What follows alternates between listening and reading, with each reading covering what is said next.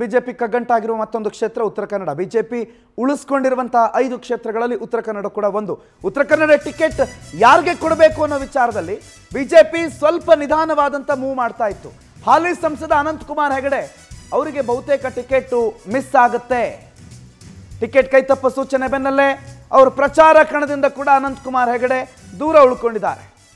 ಸರಿ, ಸುಮಾರು 4 ವರ್ಷ ಅವ್ರು ಕಾಣಿಸಿರ್ಲಿಲ್ಲ.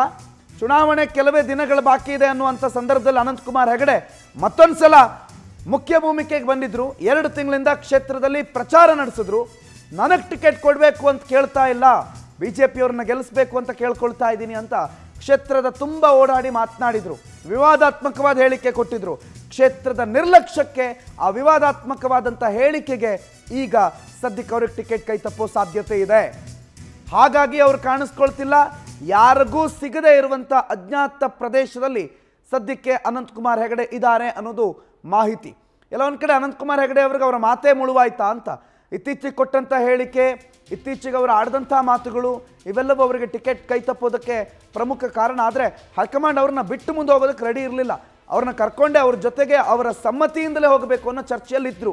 ಅದೇನಾಗಿದೆ ಗೊತ್ತಿಲ್ಲ. ಈಗ ಸದ್ಯಕ್ಕೆ ಮಾಹಿತಿ ಕೊಡ್ತಾರೆ ನಮ್ಮ ಪ್ರತಿನಿಧಿ ಉದಯ್ ಬರ್ಗಿ ಲೈವ್ ಫೋನ್ ಸಂಪರ್ಕದಲ್ಲಿದ್ದಾರೆ. Uday, good morning. ಅನಂತಕುಮಾರ್ ಹೆಗಡೆ ಅವ್ರಿಗೆ ಟಿಕೆಟ್ ಮಿಸ್ಸು ಅನ್ನೋ ಚರ್ಚೆ, ಜೊತೆಗೆ ಅನಂತಕುಮಾರ್ ಹೆಗಡೆ ಅವರು ಸದ್ಯಕ್ಕೆ ಕ್ಷೇತ್ರದಲ್ಲಿ ಕಾಣಿಸ್ತಾ ಇಲ್ಲ ಅನ್ನೋ ಚರ್ಚೆ. ಯಾಕೆ ಮಿಸ್ ಆಗಿರಬಹುದು? ಎಲ್ಲೋದ್ರು ಅನಂತಕುಮಾರ್ ಹೆಗಡೆ? ಅವ್ರನ್ನ ಬಿಟ್ಟರೆ ಯಾರಿಗೆ ಟಿಕೆಟು? ಉದಯ್, ಪ್ರಣೋತ್, ಏನಂತಂದ್ರೆ ಉತ್ತರ ಕನ್ನಡ ಜಿಲ್ಲೆ ಈಗಾಗಲೇ ಬಿಜೆಪಿಯ ಭದ್ರಕೋಟೆ ಅಂತಾನೆ ಹೇಳ್ಬೋದು. ಈಗಾಗಲೇ ಹಾಲಿ ಸಂಸದರಾಗಿರ್ತಕ್ಕಂಥ ಅನಂತಕುಮಾರ್ ಹೆಗಡೆ ಅವರು ಉತ್ತರ ಕನ್ನಡ ಲೋಕಸಭಾ ಕ್ಷೇತ್ರದಲ್ಲಿ 7 ಬಾರಿ ಸ್ಪರ್ಧೆ ಮಾಡಿ ಒಮ್ಮೆ ಮಾತ್ರ ಅವರು ಈ ಕ್ಷೇತ್ರದಲ್ಲಿ ಸೋಲನ್ನ ಕಂಡಿದ್ರು. ಕಾಂಗ್ರೆಸ್ನ ಮಾರ್ಗರೆಟ್ ಆಳ್ವಾ ವಿರುದ್ಧ ಒಮ್ಮೆ ಸೋತಿದ್ದನ್ನ ಹೊರತುಪಡಿಸಿದ್ರೆ ಉಳಿದೆಲ್ಲ ಬಾರಿಯೂ ಕೂಡ ಅವರು ಈ ಕ್ಷೇತ್ರದಲ್ಲಿ ಗೆದ್ಕೊಂಡು ಬರ್ತಾ ಇದ್ರು. ಆದ್ರೆ ಇವ್ರದ್ದು ಇನ್ನೊಂದು ವಿಶೇಷ ಅಂತಂದ್ರೆ, ಪ್ರತಿ ಬಾರಿ ಚುನಾವಣೆಯಲ್ಲಿ ಈ ಒಂದು ಕ್ಷೇತ್ರದಲ್ಲಿ ಏನು ಚುನಾವಣೆಯ ಬಳಿಕ ಅವರು ಗೆದ್ದು ಸಂಸತ್ತಿಗೆ ಏನು ಆಯ್ಕೆ ಆಗ್ತಾರೆ, ಅದರ ನಂತರದಲ್ಲಿ ಕ್ಷೇತ್ರದಲ್ಲಿ ಕಾಣಿಸ್ಕೊಳ್ತಾ ಇರಲಿಲ್ಲ. ಕೊನೆಯ 2 ತಿಂಗಳ ಹತ್ತಿರದಲ್ಲಿದ್ದಿರುವಂತಹ ಸಂದರ್ಭದಲ್ಲಿ ಮತ್ತೆ ಕ್ಷೇತ್ರದಲ್ಲಿ ಪ್ರತ್ಯಕ್ಷರಾಗ್ತಿದ್ರು.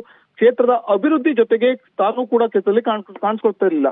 ಆದ್ರೆ ಈ ಬಾರಿ ಬಹುತೇಕವಾಗಿ ಈಗಾಗಲೇ ಸಾಕಷ್ಟು ಹಾಲಿ ಸಂಸದರನ್ನ ಕೂಡ ಬಿಜೆಪಿ ಹೈಕಮಾಂಡ್ ಕೈ ಬಿಟ್ಟಿರುವಂತದ್ದು. ಅದರಲ್ಲಿ ಈಗ ಪ್ರಮುಖವಾಗಿ ಉತ್ತರ ಕನ್ನಡ ಜಿಲ್ಲೆಯ ಹಾಲಿ ಸಂಸದರಾಗಿರ್ತಕ್ಕಂಥ ಅನಂತಕುಮಾರ್ ಹೆಗಡೆ ಅವರಿಗೆ ಬಹುತೇಕವಾಗಿ ಈ ಬಾರಿ ಟಿಕೆಟ್ ಕೈ ತಪ್ಪತ್ತೆ ಎನ್ನುವಂಥದ್ದು ಈಗಾಗಲೇ ಬಿಜೆಪಿಯ ವಲಯಗಳಿಂದ ಕೇಳಿ ಬರ್ತಾ ಇರುವಂತದ್ದು.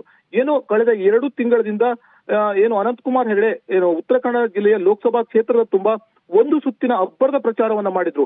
ಇಡೀ ಪ್ರಚಾರದ ಉದ್ದಕ್ಕೂ ಕೂಡ ಪ್ರತಿಯೊಂದು ಪ್ರಚಾರಕ್ಕೆ ಹೋದಂತ ಸಂದರ್ಭದಲ್ಲಿ ವಿವಾದಾತ್ಮಕ ಹೇಳಿಕೆಗಳನ್ನ ಕೊಡುವುದರ ಮೂಲಕವೇ ಸುದ್ದಿ ಆಗ್ತಾ ಇದ್ರು. ಪ್ರಮುಖವಾಗಿ ಇಲ್ಲಿ ಗಮನಿಸಬೇಕಾಗಿದ್ದು ಏನಂತಂದ್ರೆ ಪ್ರಣುತ್, ಪ್ರತಿ ಬಾರಿ ಏನು ಸಂವಿಧಾನವನ್ನ ಬದಲಾವಣೆ ಮಾಡಬೇಕು ಎನ್ನುವಂತ ಒಂದು ವಿವಾದಾತ್ಮಕ ಹೇಳಿಕೆಯನ್ನ ಕೊಡ್ತಾ ಇದ್ರು. ಈ ಒಂದು ಹೇಳಿಕೆ ಅವರಿಗೆ ಬಹುದೊಡ್ಡ ಮುಳುವಾಗಿರುವಂತದ್ದು. ಕಳೆದ ವಿಧಾನಸಭಾ ಚುನಾವಣೆ ಹೊತ್ತಲ್ಲೂ ಕೂಡ ಅನಂತಕುಮಾರ್ ಹೆಗಡೆ ಅವರು ಇದೇ ರೀತಿಯಾಗಿರ್ತಕ್ಕಂಥ ವಿವಾದಾತ್ಮಕ ಹೇಳಿಕೆಯನ್ನು ಕೊಟ್ಟಿದ್ರು. ಆಗ್ಲೂ ಕೂಡ ಸಂವಿಧಾನದ ಬದಲಾವಣೆ ಮಾತಾಡಿದ್ರು. ಈ ಹಿನ್ನೆಲೆಯಲ್ಲಿ ಈ ರಾಜ್ಯಾದ್ಯಂತ ಬಿಜೆಪಿಗೆ ಹಿನ್ನಡೆ ಆಗಿತ್ತು ಎನ್ನುವಂಥದ್ದು ಬಿಜೆಪಿ ಹೈಕಮಾಂಡ್ಗೆ ಕೂಡ ಗೊತ್ತಿರುವಂತದ್ದು. ಹಾಗಾಗಿ ಇವರಿಗೆ ಮತ್ತೆ ಈಗ ಕೊಟ್ರೆ ಮತ್ತೆ ಬಿಜೆಪಿಗೆ ಲೋಕಸಭೆಯಲ್ಲೂ ಹಿನ್ನಡೆ ಆಗಬಹುದು ಎನ್ನುವ ನಿಟ್ಟಿನಲ್ಲಿ ಈ ಬಾರಿ ಅವರಿಗೆ ಟಿಕೆಟ್ ಕೈ ತಪ್ಪಿಸಲಾಗುತ್ತೆ ಎನ್ನುವಂತ ಚರ್ಚೆಗಳು ಇದೀಗ ಬಿಜೆಪಿಯ ಪಡಸಾಲಿಯಲ್ಲಿ ಕೇಳ್ತಾ ಇದೆ. ಅವರ ಬದಲಿಗೆ ಏನು ವಿಶ್ವೇಶ್ವರ ಹೆಗಡೆ ಕಾಗೇರಿ ಆಗಿರ್ಬೋದು, ಹಾಗೆ ದಿವಂಗತ ರಾಮಕೃಷ್ಣ ಹೆಗಡೆಯವರ ಕುಟುಂಬದ ಮೊಮ್ಮಗ ಆಗಿರ್ತಕ್ಕಂಥ ಶಶಿಭೂಷಣ್ ಹೆಗಡೆ, ಅದರ ಜೊತೆಯಲ್ಲಿ ಇನ್ನು ಮೈತ್ರಿ ಅಭ್ಯರ್ಥಿಯಲ್ಲಿ ಗುರುತಿಸಿಕೊಂಡಿರ್ತಕ್ಕಂಥ ಸೂರಜ್ ನಾಯ್ಕ್ ಸೋನಿ ಅವರಿಗೂ ಕೊಟ್ಟರೂ ಕೂಡ ಅಚ್ಚರಿ ಇಲ್ಲ ಎನ್ನುವಂತ ಒಂದು ಚರ್ಚೆಗಳು ಇದೀಗ ಕೇಳಿ ಬರ್ತಾ ಇರುವಂತದ್ದು. ಪ್ರಣವ್.